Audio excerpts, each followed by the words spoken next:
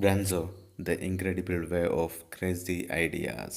Channel subscribe ചെയ്യൂ.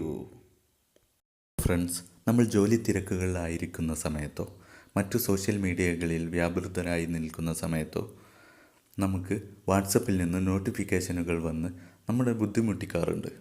അതിനുള്ള പ്രതിവിധിയാണ് ഇന്നത്തെ ഈ വീഡിയോ.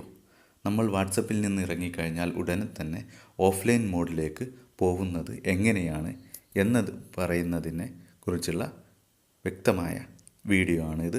ആൻഡ്രോയിഡ് ഫോണിൽ ഇത് വർക്ക് ചെയ്യുന്നുണ്ട്. ആദ്യം തന്നെ സെറ്റിങ്സിൽ പോവുക. ശേഷം അതിൽ ആപ്ലിക്കേഷൻ എന്നുള്ളതിൽ പോവുക.